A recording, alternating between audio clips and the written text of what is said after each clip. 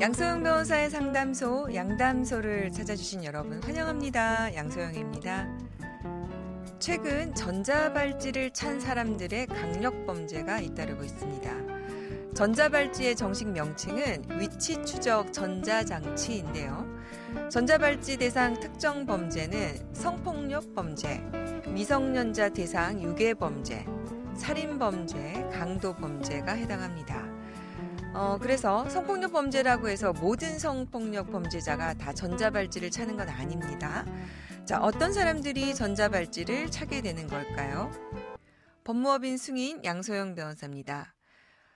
최근에 전자발찌를 끊고 범죄를 저지른 사건이 연이어 터지면서 이에 대해서 이제 무용론이 제기되기도 하고 이에 대한 관리를 어떻게 해야 되느냐, 이런 부분에 대해서 많은 분들이 걱정이 많으실 텐데요. 일단 성범죄자 중에서 어떤 사람들이 전자발찌를 차는지부터 한번 살펴보도록 하겠습니다. 성폭력 범죄로 징역형의 실형 선고를 받은 사람이 그 집행을 종료한 후 또는 집행이 면제된 후에 10년 이내에 다시 범죄를 저지르면 전자발찌를 차게 됩니다. 또 성폭력 범죄로 전자발찌를 찬 전력이 있는 사람이 다시 성폭력 범죄를 저지른 경우나 성폭력 범죄를 2회 이상 범해서 습벽이 인정된 경우, 또 19세 미만 사람에 대해서 성폭력 범죄를 저지른 이런 경우에 재범 위험성이 인정이 되면 전자발찌를 차게 됩니다. 검사가 이 부착을 청구를 하면 법원이 최종적으로 부착 명령을 선고할지 여부를 결정하게 되는데요. 법원이 부착 명령을 기각하는 경우에는 통상 재범의 위험성이 인정되기 어렵다, 이렇게 판단되는 경우인 거죠. 전자발찌를 찬 사람이 부착 기간 중에 전자발찌를 신체에서 분리하거나 손상한 경우에 이것만으로 7년 이하의 징역 또는 2천만 원 이하의 벌금에 처하게 됩니다. 최근 이제 강윤성 사건에서 볼 수 있듯이 이런 사건이 일어났는데 지금 사실 많은 분들이 걱정하는 것이 이게 지금 그렇게까지 부착한 장치를 손상하는 것이 쉬웠는지, 그리고 그러한 경우에 이렇게 관리가 되고 있지 않았는지, 이 부분을 사실 좀 두려워하시는 건데요. 사실 이에 대해서 그 법이라는 것이, 제도라는 것이 이게 이제 문제가 발생해야 그 부분을 보완하는 형태를 하다 보니까 이렇게 지금 늘 뒤따라가게 되는 것 같습니다. 이번 기회에 전자발찌 이 제도와 관련해서 관리 상태를 좀 점검을 해서 이런 부분이 다시는 일어나지 않도록, 그래서 시민들이 두려워하지 않도록 점검하는 기회가 되기를 바라봅니다. 화나고 답답하고 억울한 당신의 법률 고민 함께 풀어볼게요. 오늘은 강효원 변호사님과 함께 하겠습니다. 변호사님 안녕하세요. 안녕하세요. 오늘 양담소의 홈페이지에 올라온 사연이 있어서 그걸 좀 상담해 드리려고 하는데요. 사연 만나보고 얘기 나눠볼게요. 결혼 24년 차, 남편의 무능력과 시댁 식구와의 갈등으로 부부싸움이 끊이지 않고 있습니다. 남편은 10년 전 간암 수술을 했음에도 술에 찌들어 알코올 중독, 알코올성 치매 진단까지 받았죠. 최근 2년 동안 술로 사는 남편은 술 때문에 입퇴원을 반복하고 있습니다.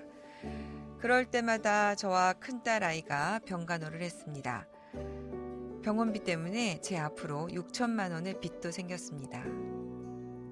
너무 막막하고 힘들어서 시부모님께 말씀을 드렸지만 그 이후 시댁 식구들은 막말을 일삼고 남편의 괴롭힘은 더 심해졌습니다. 시어머니는 한 달에 100만 원이면 산다 이러면서 본인은 예전에 두부 한모 사려고 공장까지 걸어 다녔다면서 애들 아빠가 몸이 안 좋아 2년밖에 안 놀았고 알코올 중독 환자도 아니니 라고 하면서 오히려 저를 원망하시더군요. 직장 생활을 하는 저는 자궁 근종 수술을 하고도 쉬지 못하고 출근을 했는데 그럴 때마다 시어머니는 같은 여자임에도 네 자궁은 왜 그러냐 이런 막말을 너무 쉽게 하셨습니다. 남편의 알코올 중독은 이루 말할 수 없는 고통이었습니다. 욕을 하고 그러다 저와 싸우고 남편은 계속해서 술로 살았습니다. 그러다 작년 11월에 시어머니와 상의 끝에 알코올 병원에 남편을 입원시켰습니다. 그럼에도 어머니는 아들을 꺼내와라. 우리 애가 왜 그런데 있어야 되냐. 다른 여자들은 더한 남편도 간호하면서 산다. 이러면서 저를 또 조여왔습니다. 결국 남편을 퇴원시켰죠. 그 이후 남편의 욕설과 싸움, 시부모의 억지와 언어폭력이 또 시작입니다. 이제 아이들과 저는 남편과 아빠로 그 사람을 받아들이고 싶지 않습니다. 저희가 살고 있는 집은 어머니 명이고 남편 앞으로는 재산이 아무것도 없습니다. 그러면 이 집에 대한 권리는 제게 없는 건가요? 이혼은 어떻게 준비하고 시작하면 되는 걸까요? 네, 길기도 하고요. 또 제가 사연을 읽으면서 정말 답답해서 머리가 좀 지끈지끈 아플 정도로 힘든 사연이네요. 자, 남편의 알코올 중독과 시부모의 언어폭력, 또 경제적으로 도움도 주지 않으면서 이에 대해서 지금 폭언을 일삼고 있는데요. 힘든 시간을 겪고 계십니다. 이혼 사유가 한두 가지가 아닐 것 같습니다. 강 변호사님. 이 경우에 이혼이 가능하겠죠? 예, 이혼 자체는 어려움이 없을 것 같습니다. 우리나라 재판상 이혼 사유는 총 6가지인데요. 그중에 먼저 배우자의 부정행위, 아기의 유기행위, 또 배우자 또는 그 직계 존속으로부터 심히 부당한 대우를 받았을 경우, 3년 이상 배우자의 생사가 분명하지 않은 경우, 기타 혼인을 지속하기 어려운 중대한 사유가 있는 경우입니다.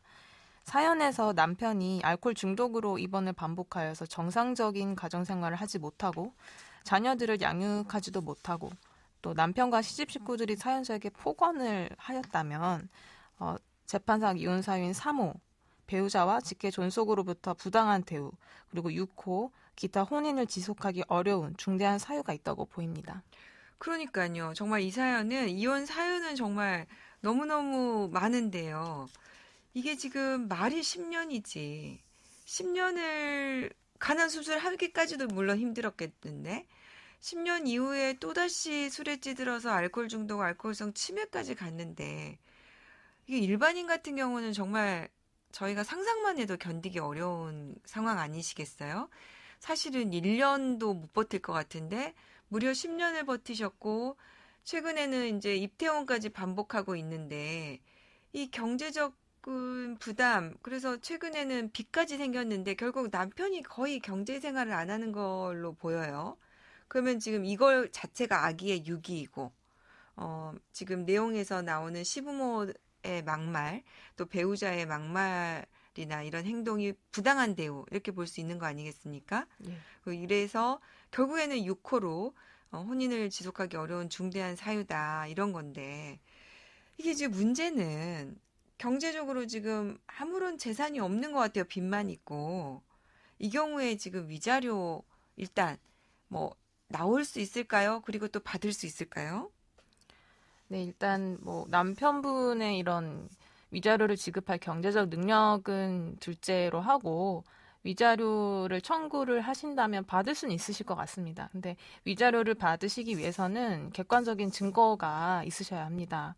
그래서 남편의 알코올 중독과 관련된 진단서나 네. 입원 진료 기록지, 또 생활비를 오랫동안 입금하지 않으셨는데 어쨌든 사연자분이 주거래 은행 통장으로 생활비를 입금이 되었던 기록, 입금되지 않았던 그런 모든 기록들. 그거는 이제 아기 유기에 관련한 네. 기록 증거겠네요. 네. 또 폭언을 많이 했으니까 폭언을 녹음한 파일이나 또 네. 오고 간 문자 이런 것들이 있어야 합니다. 네. 아무리 실제로 있었지만 그렇다고 해서 단순히 주장만 해서는 재판에서 위자료가 인정되기는 어렵습니다. 좀 안타까운 거는 지금 남편 앞으로 재산이 없다 보니까 이제 사실은 위자료 금액을 계산할 때 경제적 능력이 없는 경우에는 위자료 금액이 좀 줄어들 수 있다는 거 일반적인 경우에 비해서 이게 좀 안타까운 것 같고 또 이게 재산이 없으니까 판결이 나오더라도 집행이 가능하겠냐라는 생각이 들어서 참 안타깝습니다. 자, 그러면 시어머니는 그래도 집이 있잖아요. 그러면은 시어머니 상대로 해서 위자료 청구가 가능하다면 이때는 좀 집행이 가능할 것 같은데 이 사연에서 어떻습니까, 강 변호사님? 시어머니의 폭언 이와 관련해서 위자료 청구 소송이 가능하겠습니까? 예, 가능합니다. 혼인 파탄의 원인이 제3자에게도 있다면 위자료를 지급할 의무가 있고 네. 여기에 시어머니도 당연히 포함됩니다. 가장 중요한 것은 증거인데요. 시어머니와 또 시집 식구들이 사연자분께 모욕감을 주는 막말과 폭언을 하였다면 네. 그러한 내용들이 뭐 녹음 파일이든 문자 기록이든 이런 것들이 다 있어야 합니다. 지금 보니까는 뭐 그 여자임에도 너는 왜 그러냐 막 이런 막말이 좀 있는 것 같고요. 또 사실은 이제 병원에 있는 사람을 왜 안 꺼내오는 것 자체에 대해서도 강요한 부분도 사실은 혼인 파탄 사유로 주장할 수 있지 않을까 하는 생각이 드는데 강 변호사님 조언 주신 대로 어쨌든 이와 관련해서 뭐 녹음 내용이든 문자든 이런 폭언을 실제로 했다는 부분에 대해서 증거를 좀 준비해 보셔야 될 것 같습니다. 자, 마지막으로 시어머니 명의 집에 대해서는 재산 분할이 가능한가요? 예, 안타깝게도 시어머니 명의의 집이기 때문에 원칙적으로 재산분할 대상에는 포함되지 않습니다. 그래서 위자료나 또 과거 양육비를 안 주셨던 것 같아서 과거 양육비를 또 청구해 보시고 또 장래 양육비를 확보하시는 게 중요해 보입니다. 네. 지금 살고 있는 집이 어머니 명의로 되어 있는데 혹시 이제 들어가실 때 혹시 전세 계약 같은 거나 이런 부분이 이루어지지 않았는지 당시에 지급된 전세금이 있다면 이제 이에 대해서는 재산 분할이 혹시 가능하지 않은지 이 부분을 좀 한번 살펴보셔야 될 것 같네요. 이게 없다면 어머니 명의에 대해서는 재산 분할이 이루어질 수 없기 때문에 네. 우리 강 변호사님 답답한 사연이었는데 같이 고민해 주시고 상담해 주셔서 너무 감사드립니다. 감사합니다. 양소영 변호사의 상담소 양담소는 내일 또 문을 엽니다. 끝곡 휘트니 휴스턴의 I have nothing 들려드릴게요. 양소영이었습니다.